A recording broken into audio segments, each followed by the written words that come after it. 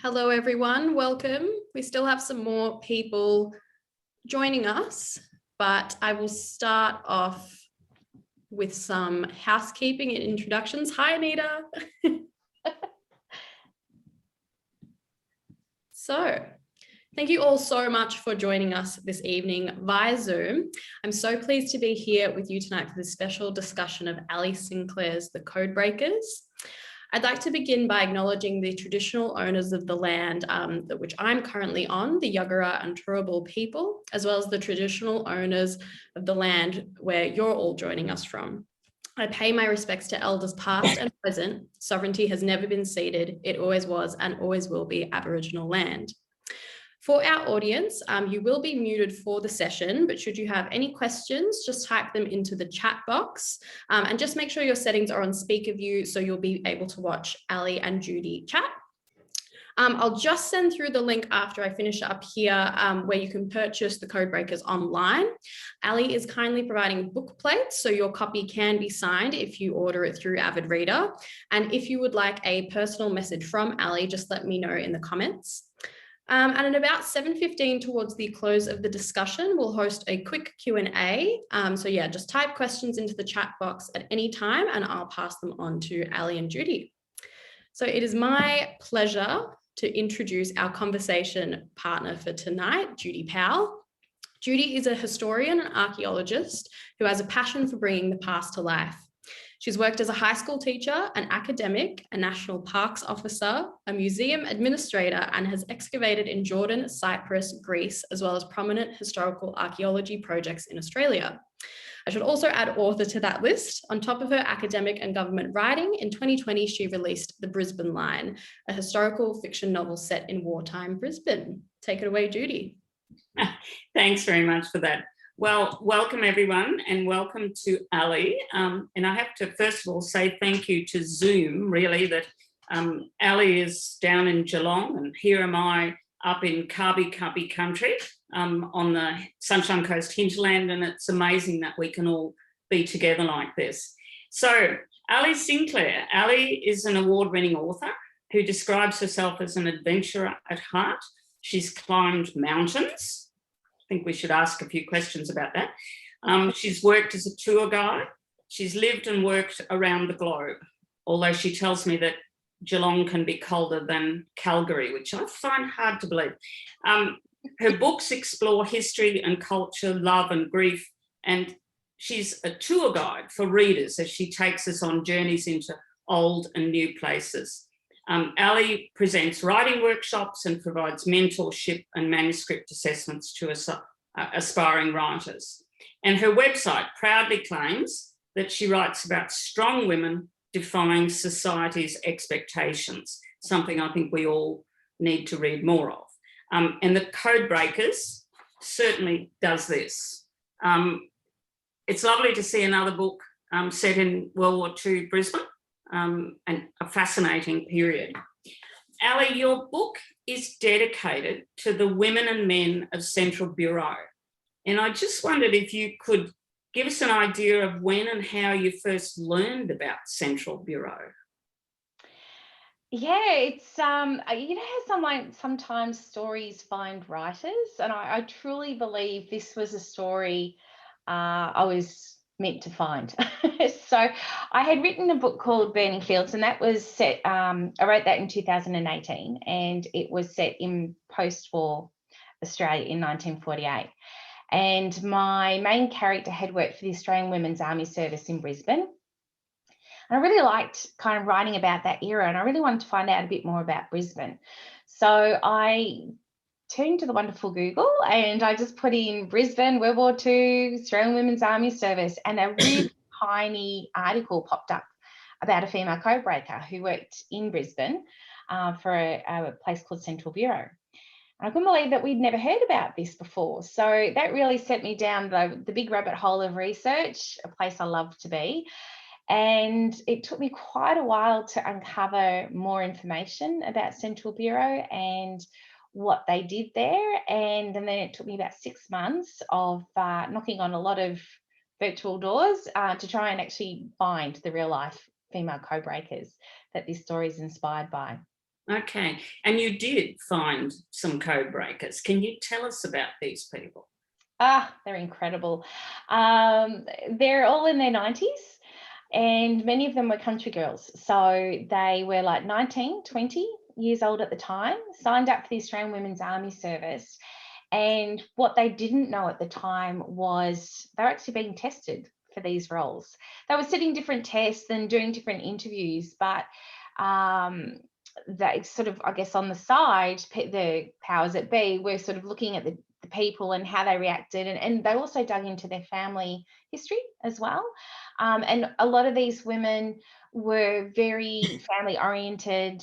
A lot of them were churchgoers, so they kind of fit a certain mold, as well as in terms of personality and background, but also in terms of intelligence and being able to be, potentially be code breakers.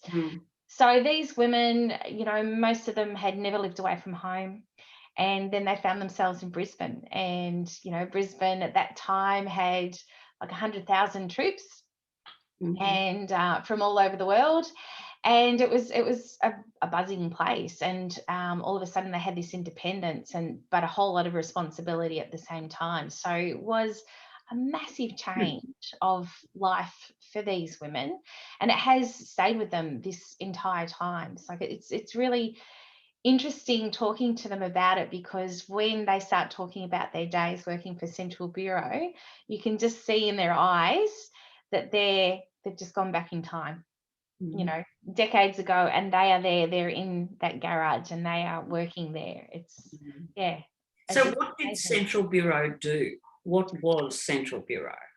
Central Bureau was run by the American General MacArthur. He wanted to form an elite intelligence organisation on signals, so to be able to intercept the Japanese Morse code, find out the movements of the Army and also the Navy as well, and hopefully thwart any attempts on Australian soil and other Allied held places around the Pacific. So Central Bureau was set up, really, the name was boring and unassuming, with a purpose, because they didn't really want to raise any flags. So it was set up in Ascot, in beautiful leafy street, in an old mansion, and it just with neighbours around. So it was very discreet, and that's how they wanted it to be, because if word got out that the Allied forces had actually been able to crack the Japanese Morse code and were intercepting messages, then that could change everything. And you mentioned this house. It's called No Rambler, isn't it? And it's in Ascot Street. Have you been there? I have. I've been very lucky. Yeah, and I believe you have too. I have indeed. Isn't it spectacular? It's amazing. It's amazing. I went because it's been up for sale. Yes. And so you could pretend you were a millionaire and wander through thinking you might buy it. But it is an extraordinary place. You wanted to describe it for people who are listening, who won't have had that luck. Yeah. So, gosh, this house has actually been in the same family for over 100 years, which is really interesting. But it's a beautiful double-story building with lattice. I wish I was an architect and actually had the technical terms, but sort of lattice work around the verandas, and inside it's just grand. It's a beautiful grand dame. It's beautiful, lovely staircase, and the gardens are just really leafy and luxurious. And dozens of rooms. So many rooms. Yeah, and that was one of the things that one of the reasons they wanted Central Bureau there was because they were able to divide the rooms up and actually use those as offices for the men. And the other reason that they chose No Rambler was because it was situated kind of halfway between the US airfield, where they got a lot of the messages flown in, and then they'd go to No Rambler and then be decoded, and which would then be sent off into the city to where MacArthur's actual headquarters were. So it was in a really great position there. But of course, the women didn't get to work in the mansion. They worked in the garage out the back. Exactly. So what happened in the garage out the back? Yeah, so that was what they called the cipher office. And that's where the story takes place with the women from the Australian Women's Army Service. So they worked on these things called the Typex machines. I was actually never able to find one in Australia, but I did find a couple over in Bletchley Park. So I was really lucky when I went there to Bletchley Park in the UK, because I could then, sit down with an expert and learn exactly how it all worked, because it was quite complicated. So they had messages that came in that were coded, so they had to decode those. But then there was also times when the messages were going out, so then they had to code those, and they'd send them off to various outposts of the Allied troops, including places like Bletchley Park, which I think a lot of people have already heard of. Exactly, and Bletchley Park and other places. So they're in this incredible network of signal intelligence, aren't they? Yeah. And the codes that they're working on, there's lots of they had to learn Morse code, but it was a special sort of Morse code, wasn't it? Yes. Japanese Morse code. Yes. Yeah. And I actually, as part of my research, I came across a gentleman whose dad was actually the man who found the Japanese Morse code book. A Japanese, I know. It's amazing. So he had been over in the Philippines, and a plane had crashed, and they had found this code book. And from this code book, they were able to figure out how the code worked, and then from there sort of deduct how to I guess figure it out and keep adapting to it, because of course this code kept changing quite often. So it was just through, I don't know, fate or whatever, but this gentleman found this book, and that's kind of really what changed the course of Australia's course in the war, for sure. Yeah. Okay. All right. So the codes and this is the backdrop to your story. It's really only the backdrop, and we could talk forever about that, I guess, because it's interesting. But your novel follows the life and the career of Ellie O'Sullivan. And I think you should tell us a little bit about her and how you developed her as a character, because she's a very vivid character in many ways, and we see a lot of her in the book. So tell me a bit about Ellie. Ellie is a country girl. She comes from a small town in Queensland. She's really smart. She's grown up in a family where girls are considered equals, which, was a little bit uncommon back then. She's lost her brother in the war, never really been able to get over that. And so she clings to a friendship that she has with Lewis, and Lewis is her brother's best friend. And Lewis is actually a pilot with Qantas. And so Ellie initially goes to Brisbane to work at Qantas as an engineer. She's smart, like she's very logical and very practical. So engineering really suits her down to a T. But she also has a bit of a rebellious spirit, in that she doesn't take no for an answer if she fully believes in something. And she does fully believe that women are very, very capable, and that causes a lot of friction in her work, especially at Qantas and later on down the track with Central Bureau. But she's very loyal to friends and family. She will do anything for them as well, and she just likes to see good in people as well, which can actually be a big fault for her. So, as we discover throughout the book. Which was actually quite fun, discovering the kinds of trust throughout the book, because these people are trusted with these massive secrets with the Allied troops, but also the personal things of trusting someone else as well. And sometimes Alli is way too trusting. Yeah. Mm. Were there very many women who worked for Qantas? This is that fascinated me, I have to say, that she worked, you know, as an engineer, you know. Yeah. Oh, sorry. Yeah. No. Yeah, it was actually really common. And actually, Sarah, who ends up being Ellie's boss at Qantas, there's an incident where she comes in and she sort of takes over the old boss's job, and then the men go on strike because they don't want to work for a woman.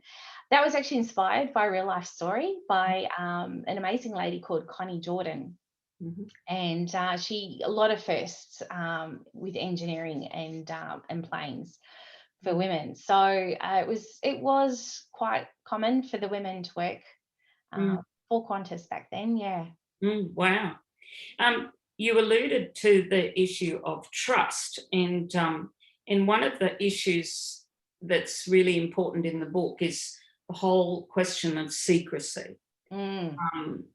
Talk to me a bit about that, because the women were covered by actually the Official Secrets Act, the law. Yeah. Yeah, it's something Ellie really struggles with, because she is a natural born truth teller. She fully believes in the truth, and she spends a lot of time debating whether, you know, what's truth and what's a lie, and when you should use it, because she feels quite guilty about not being able to talk to her family and friends about what she does, and she doesn't feel like she can fully give herself in those relationships. And that was something that was a very common theme when I did speak to the real codebreakers, that they always felt there was a part of them that they could never give. There was like this little wedge that they could never, ever divulge of their life. And so Ellie struggles with it, but she also knows it's for the greater good as well, and for the sort of person that she is. And I think that was also very common for the people back then, was you just made these sacrifices and you just got on with it. And that's what she did. But yeah, there's a whole lot of other truths and untruths and lies, not just around the codebreakers, but also personal relationships as well. And that was quite fun to, you know, dig into that as well. Well, codes in themselves are a way of hiding the truth, aren't they? So in a way, that's part of it. And it must have just day to day have affected people's lives. They can't tell anyone where they're going or what they're doing. Yeah, it did, and it had such a big impact for decades as well. And I asked a couple of the codebreakers why they felt, if they knew or had any ideas as to why they had to remain secret about their work for so long, you know, after the war ended. And it was because a lot of what they worked on during the war was actually used post-war as well in signals intelligence for Australia. And then, of course, there's the whole Cold War afterwards. So a lot of what they worked on and developed back then was used for decades later, which is one of the reasons that they had to keep silent for so long. Now, it's not just about Ellie. You've mentioned Lewis, and there's a whole host of characters there. Harry is an interesting character. Yes, Harry. Tell us about Harry. Oh, he's a troubled soul. I don't want to give too much away, but he's he's I think his heart is in the right place, and he likes to think that he's doing the right thing, but I think sometimes he's a little bit impulsive, which actually leads him down troubling roads, and he finds himself in, you know, all sorts of strife. But Ellie and the others, you know, really feel for him because they know he's a good person. Yeah. But, you know, circumstances make it really difficult for him to always be a good person, I guess is probably a good way to explain it. And the girls who work together have this camaraderie, don't they? And a bond, which is also affected by the fact that they have to live this secret, isn't it? And it affects them after the war as well as during the war. And was that the case with the women that you spoke to, that they felt that part of their lives there was secret, therefore the friends they didn't keep in touch with, or not? Yeah, it's really interesting because I have spoken to quite a few, and I mean, they all look back on their friendships that they made at Central Bureau as being the most important friendships of their life. I mean, they were living together and working together 24 hours a day for a very long time, and really had to rely on each other very heavily. And the fact that they could actually talk about what they were doing too obviously made a really big difference in the kinds of friendships that they had.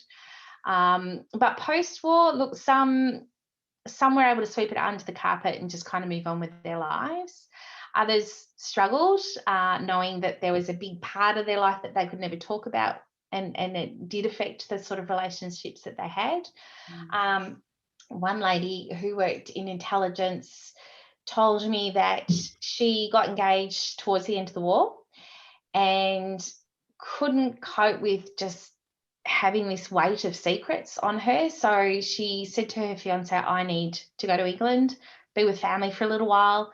I'd like you to wait for me, but I don't expect you to. And he said, I'll wait. She was initially going for 6 months. She went for 6 years, and he waited, and they got married when she returned, which I love. That's just beautiful. It's a lovely romance in itself. So everyone had different ways of dealing with it. And of course, then there's the real life codebreaker Coral, who actually ended up marrying a man from Central Bureau. So they always had each other that they could talk to. Yeah. How did the war change the lives of women? I mean, not just these women, but Mrs. Henley and, you know, the other characters. How did the war affect them?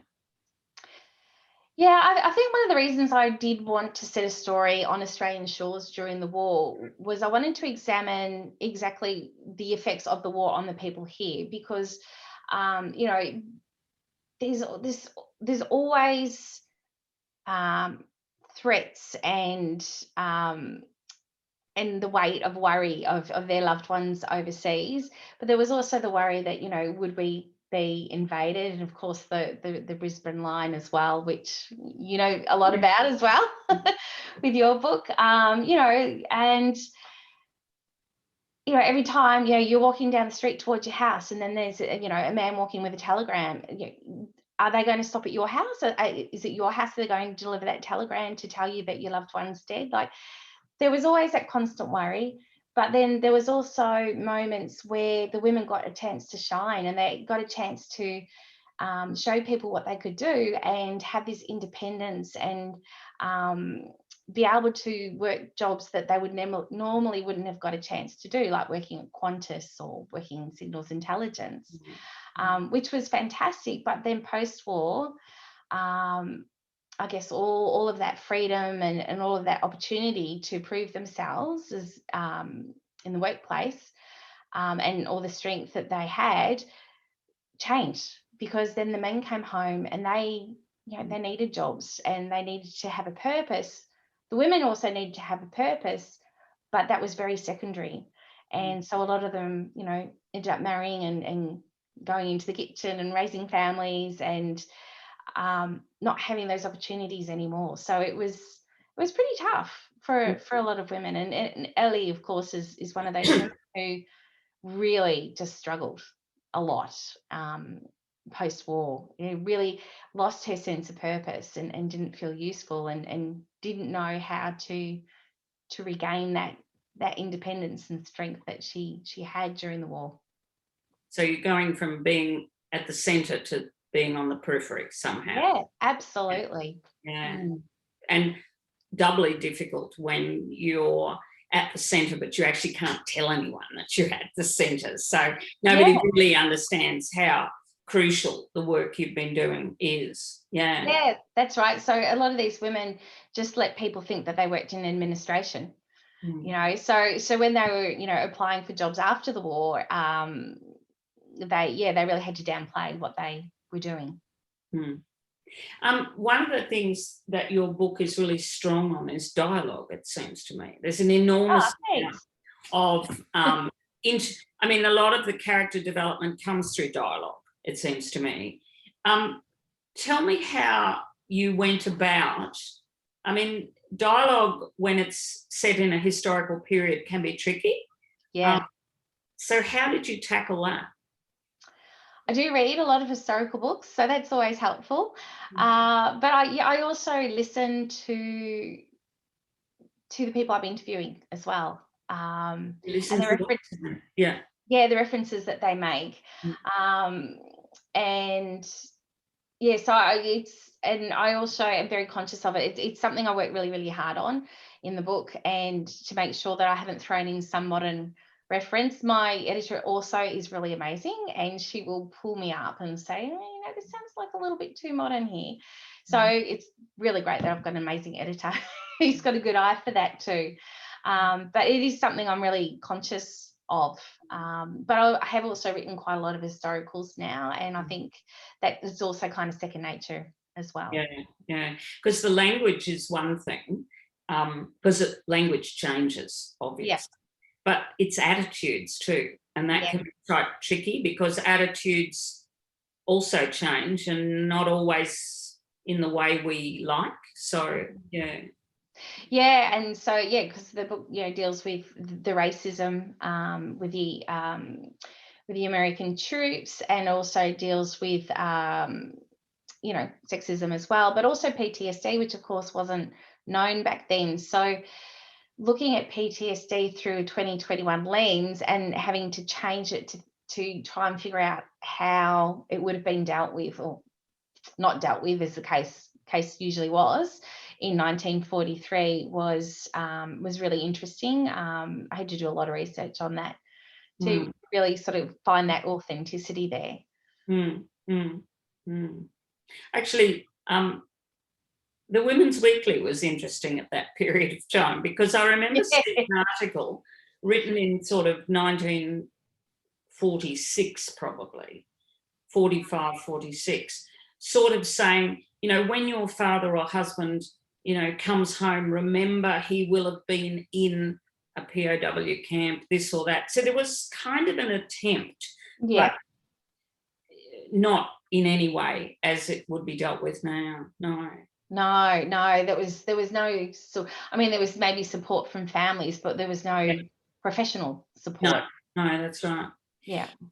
What do you reckon that period, and I know you started in 43, but you moved beyond that. What do you reckon that period has to teach us now? Why is that such an interesting period to look at, and what can we learn? Oh, that's a great question. Interestingly enough, I was talking with one of the Codebreakers, who's 98 now, and we were talking about, she was in her early 20s at the time, and obviously had to keep secrets. And I think one of the comments I do get from a lot of readers is, I couldn't imagine keeping a secret for that long, and it is quite mind-blowing to think, for decades you'd have to keep this secret. And I said to her, if you're in your 20s now, do you think, you would be able to do that? Because, these days, everyone's life's up on social media and there's a lot of oversharing. So I said, if you, a woman in your 20s now, do you think you could do it? And she's like, no, I don't think I could. But back then, they knew they had to do it. So I think finding value in not oversharing everything, that we don't have to post everything on social media, that there is value in keeping things to ourselves, or talking to people in person. And I think the other thing is we should also have a look at how far we've come, or how far we haven't come, in terms of how women are looked upon in the workplace as well. And also examine, how far we have come or haven't come with other issues as well, like, helping people out who with mental health issues, and also racism, and valuing family as well, and communication with our family and our friends, and those sorts of things. I think there's quite a lot of old-fashioned values, but I think would be nice to bring, into our modern world as well. But I do actually think, like, I've got a teenage daughter who's 15, and so it's an interesting kind of world that they're living in. They've got all this technology, but I'm also finding the older they get, the more they're heading back to kind of old-fashioned things as well, sensibilities, which is kind of nice too. So I think there's a bit of a swing.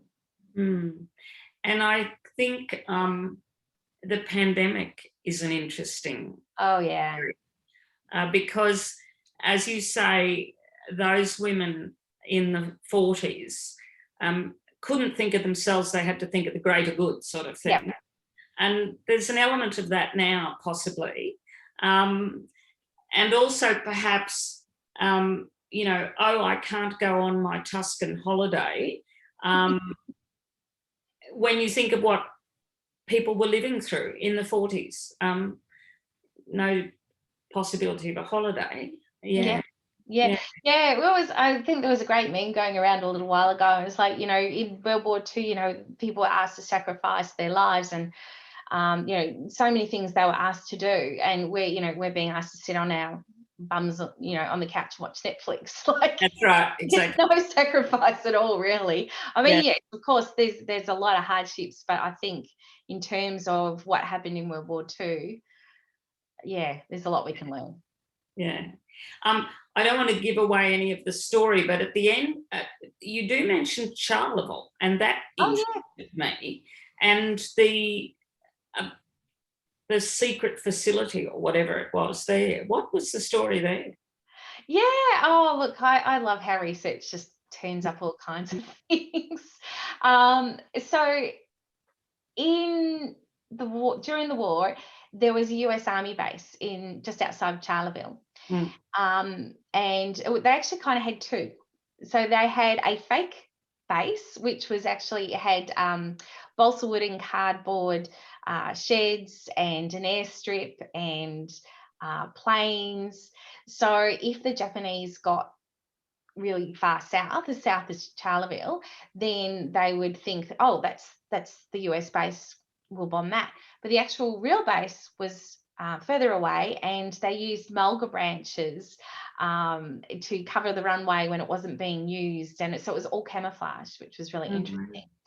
But there's still a debate as to whether the whole of the township of Charleville were sworn to secrecy about this US Army base, or whether it was the Australian contractors who worked at the Army base that were sworn to secrecy.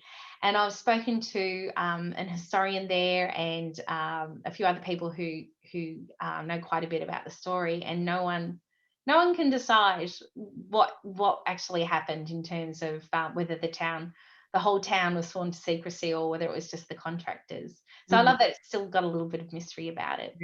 You'd have to be good to get a whole town to. Yeah. Oh, yeah, absolutely. You're a small town, you know. Can you keep a secret? I wonder. Yeah. I think it'd be nice if you read us a bit. I know you were reluctant when we were talking earlier, but it would give people a feel for the period and the characters, and I think it would be a nice thing to do for everyone here. Okay, all right, I will do it because you've asked so nicely. Well done. But this will be why I'm not an actress and why I write books and I'm not on the screen. But I'll do my best. Ellie sat under the Moreton Bay fig with Lewis in the backyard. Maud was busy inside preparing a light meal, having politely refused Ellie's offer to help. She inhaled the sweet scent of freesias. Do you think it will happen? The war in the Pacific ending? Asked Lewis. It has to. If Japan doesn't surrender, there'll be nothing left. So why haven't we heard anything? It's been over a week since Nagasaki was hit. Perhaps it's more complicated than we think. Lewis put his beer on the table. Have you heard from... No, she said sharply. You don't know what I was going to say. You're going to ask me about him. She'd found it more and more difficult to mention his name. I hope you get an answer one day. She jutted out her chin. If I do, I do. I'm sure he has his reasons. But if he couldn't confide in me, then our relationship was for nothing. Bug, I understand you being angry, though neither of us experienced what Harry has. We don't know what it's like to be fired at. You do, she said. Well, yes, those rescue missions were hair-raising, but I was flying a commercial plane. There were still rules of war that everyone had to abide by. That's not true. Look at what happened to Captain Cock and his crew, and you've been shot at a few times. Lewis bowed his head. Well, yes, that is true. He looked up. Perhaps I was luckier than I thought. Quick! Maud yelled from the back door. She waved frantically and Ellie and Lewis followed her into the living room where the wireless blared. It's Prime Minister Chifley, said Maud. Hello, citizens. The war is over.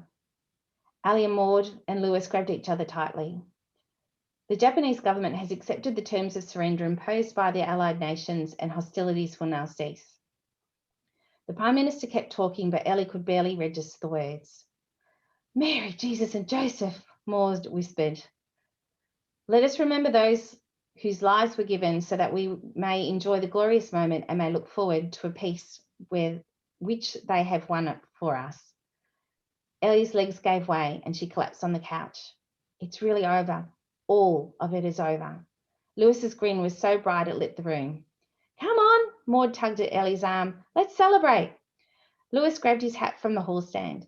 Maud hastily put on her gloves and hooked her bag over her arm. Ellie fastened the pins on her hat as she raced down the steps and onto the street with her friends. And just like when the war ended in Europe, people were out on the streets smiling and laughing and hugging and crying. Though this time it felt different, weightier. The war on Australia's doorstep was finally over. Excellent. Very good. Thank you for that, Alli. That's all right. Now, I think we have questions probably at this point. Where's Jen? I'm here. So we have a few questions coming through.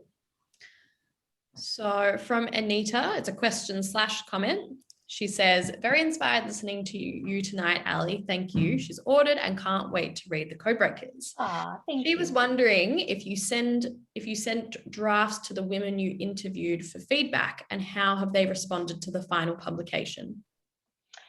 Oh, yes, I certainly did. This story is definitely close to my heart. And I really wanted to do their story justice. And so it was really, really important for me that my code-breaking women had felt that it was a story that they were, I guess, proud to be associated with, and also to make sure they got a lot of the facts right. So I was very nervous when I sent it to them, and one of them kept calling me and she'd be saying, I reckon this bit's about me. So I'm like, sure it is. It can be. So I got a lot of great feedback from them, and they all rang me after reading it, and they were all in tears, but they were happy tears, thank goodness. And they said that they felt that they had travelled back in time to when they were actually in the garage and doing that work. So yeah, it was really important for me to make sure that I did their story justice. That's beautiful. Thank you. The other question that we have is from Elizabeth, and she says, will there be a sequel to this book? I want the characters to go on. Oh, thank you. Funnily enough, I've had a few people ask me if there will be a sequel with the book. I feel like Ellie's story is done, but I think there's a lot of potential to maybe pick up the story with some of our other characters. And I really would love Mrs. Hanley to have her own happily ever after. I think she deserves it. She's been through a pretty tough time. Another question we had that came through is from Rebecca, and she says, I'm so excited about this book. I do have ASD, so audiobooks are my main form of reading. Is there an audiobook in the works? Not at the moment, I'm afraid, but that's not saying never. It's certainly something that I'm looking into very shortly. So fingers crossed. And then another question was again begging for a sequel, but they said, Is there a sequel or is there another historical novel on the boil? Yeah, there's always historical novels on the boil with me. I've started writing the next book, and I have another one pretty well mapped out after that one. But I also have another 5 books that have been published that all have elements of historicals there. Yeah. Great. Stories there. And a question from me, actually. So I last year finished my master's, and for my dissertation, I did have to do a lot of research, and I just know how frustrating research can be. So I guess my question is, how did you deal when you came to frustrating dead ends with your research? You think you've got a lead, and then poof. Oh, I know. Or it doesn't match up with what you want. Because I think one of the hardest things with writing historical fiction is trying to match up the timeline to fit in with what you want your characters to be doing or happening to them. So I'm really stubborn when it comes to research, and I will just keep digging.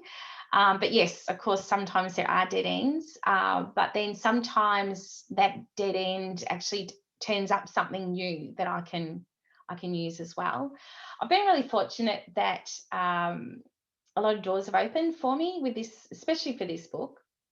As soon as I mentioned to different people what I was doing, gosh, they dropped everything and just were really happy to talk about their experiences and also any knowledge that they have. So, one of the people I dealt with was the ex-head of the Australian Signals Directorate, and their sort of Central Bureau is the precursor to the Australian Signals Directorate. So he was able to give me a lot of information that wasn't readily available.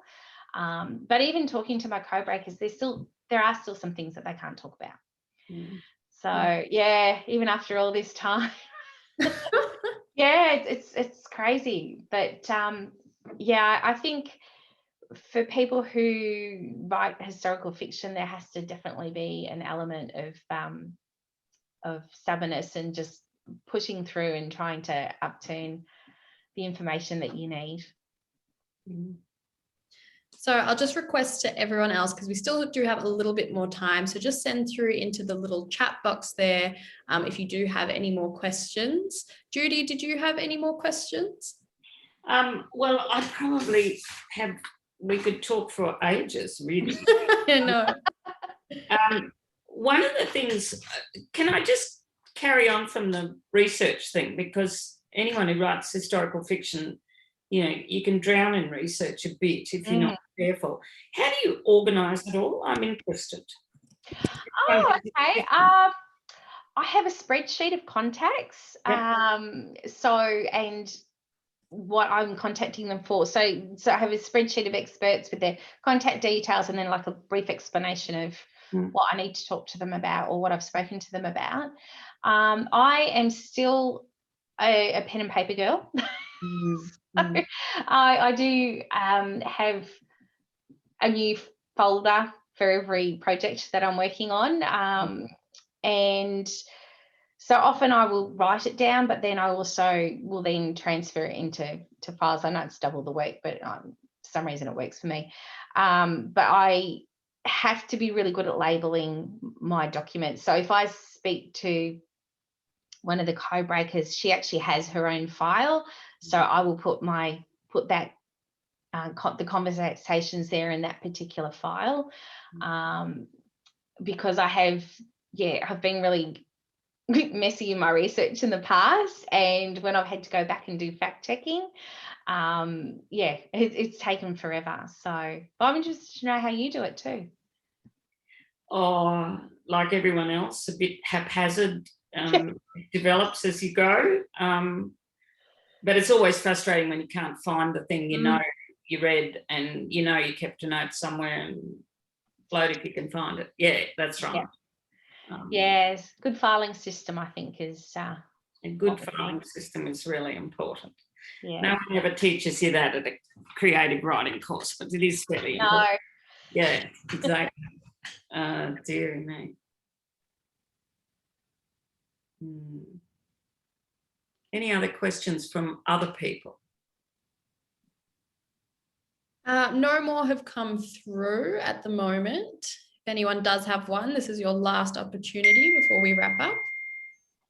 Something just went bing. I don't know what that was. Yeah. It's me binging. Sorry. You could give us a recital with the keyboard at the back. You were saying, you mentioned this person who found the Japanese code book. Is that SIO, S-I-O, the place where they found it in New Guinea? I would have to look at my research notes, but yes, it sounds very familiar. Yeah, okay. That's an amazing story. Yeah. And it's, for anyone who's interested, that the Japanese were evacuating a particular area, and they were told to burn their code books, but it was the jungle and you can't burn things in the rain. So they buried them in a metal trunk. And it was only because the Australians were worried about mines. They put minesweepers in and they found the trunk, and it was for the code books, and they were flown back to Brisbane. And it is an extraordinary story. Yeah. Yeah. And I think that's one of the things. We've got so many amazing stories out there that we may never, ever hear about. So it's great to be actually able to bring, a story to light that people can learn from now and still have the opportunity to speak to the actual people who are involved. Well, exactly. Yeah, that's brilliant. Yeah, that really is. Yeah. Yeah. So, Judy, correct me if I'm wrong, but your book was also set in World War II Brisbane. Yeah. So when you read Alli's book, what similarities did you find in terms of research, or did you find with how you've used dialogue as well? Did you find a similar thing where you had to work closely with an editor to make sure it was very appropriate for the time? Yeah. I mean, I recognise things in this because the next book I'm writing covers some of the similar issues. My book only covers 10 days, so it's different in that, Ellie's is an expansive story of but I think what does come through and what we both clearly feel is that Brisbane was an extraordinarily interesting time. It was a time when Brisbane was really buzzing in a way. Yeah. So many people passing through, even if they were overpaid, oversexed and over here. But And they had silk stockings for the women. So they did indeed, fancy uniforms and zips. Gosh. Yeah. I know, it's amazing. No, it was an interesting time, I think. Yeah. Yeah. And I mean, you've written your book, I've written mine, Melanie Myers has written book. So it's sort of a period that maybe it's just the time those people are now moving on, and we feel we should record their experiences and that period that they lived through. So, yeah, interesting. Yeah. I must say my the Codebreakers are loving the limelight. They've been interviewed for radio, and there was an article in Women's Day the other week, and it's so lovely that in 96 and 98 they're finally, I guess, getting their chance and having some recognition and just really lapping it up and loving it. I keep joking about having to roll out the red carpet for them. So but it's lovely that they're getting that moment to get the recognition. Yeah, it is. But one of the stories I think that I loved hearing about the most when speaking with these women is Coral. I mentioned her before. She was working in the garage, and one of the sergeants came in, Sandy, and they met, and it was pretty much love at first sight. So this is a real life story, and he was due to fly out to the Philippines. So you were talking about that transition, how Brisbane was just a transit place, and so they went out on 2 dates. And then he got sent to the Philippines to work in signals there, and their officers had to exchange messages. So the way that the messages are done is they have filler text at the beginning, and then like 5 cues, and then the real message, and then 5 cues, and then more filler text, and then it all gets scrambled, and then at the other end they have to unscramble it. But what Santi and Coral did is actually realise they could send each other messages through the code. So they courted each other through the code. And when the war was over, he came back and they got married. And they were married for a very, very long time until Sandy passed away in 2007. So it's that, you know, love messages in the code. And I love that, because I think it really reflects that even there was so much devastation and sadness going on, that people still managed to find love and, you know, find a way to live in these really, really hard times. I remember that story. It's a good story. Yeah, it is indeed. Yeah, absolutely. Things hidden and secret. Yeah. Going back to what you were talking about, mental health and, you know, viewing it from a modern lens, when you were speaking to those code breakers, did you see if they're, you know, did they kind of express that they had since dealt with any mental health issues that may have arisen from, you know, living through wars and being so involved in them? No.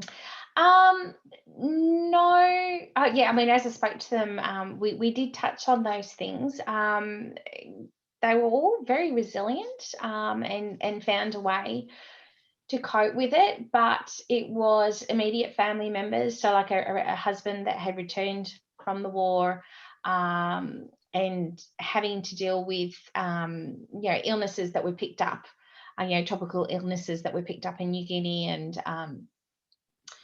and those sorts of things that had long-lasting effects on, you know, their partner's physical and mental health, and dealing with that.